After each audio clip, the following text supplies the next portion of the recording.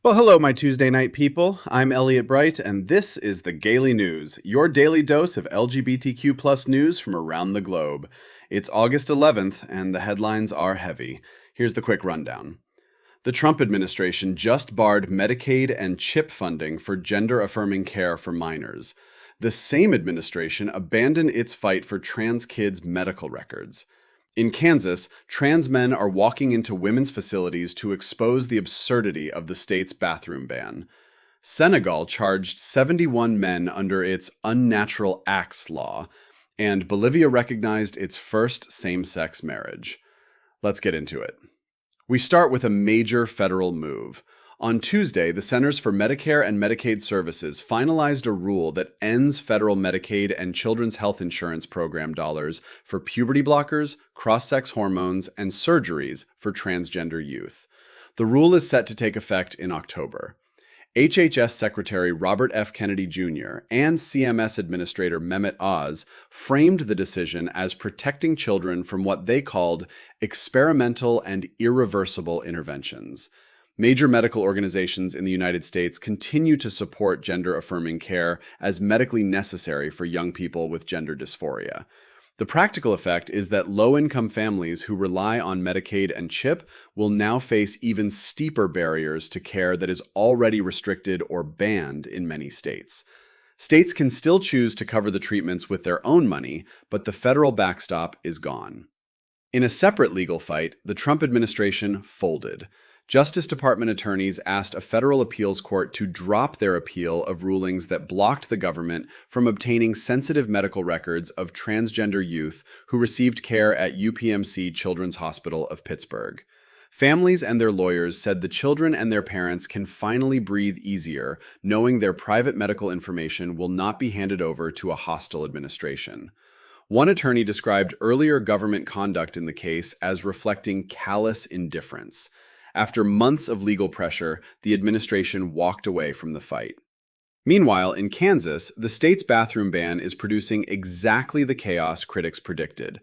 A group of self-described bearded, burly transgender men has been entering women's restrooms and changing areas in public facilities, following the letter of the law that requires people to use spaces matching the sex listed on their birth certificates.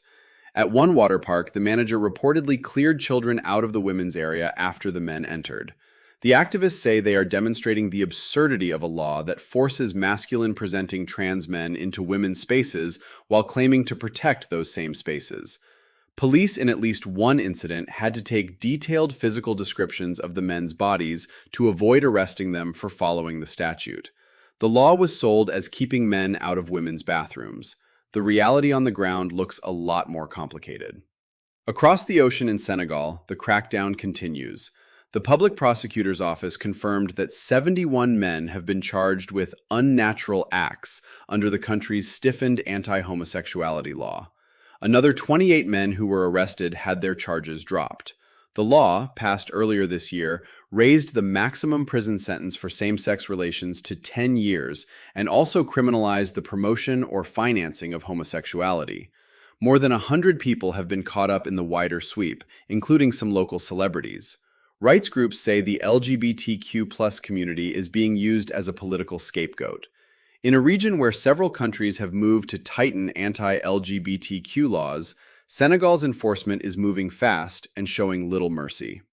Finally, a rare bright note from South America. Bolivia recognized its first same-sex marriage, a historic first for the country. Advocates are calling it an important step toward full marriage equality. In a year when so many headlines have been about restrictions and criminalization, any concrete expansion of legal recognition matters. It does not erase the struggles elsewhere, but it does prove that progress is still possible when courts and governments choose dignity over dogma. That's the landscape on this Tuesday. Federal funding cut for trans youth care. A legal fight over kids' medical records abandoned. Kansas bathroom law producing the exact contradictions its opponents warned about.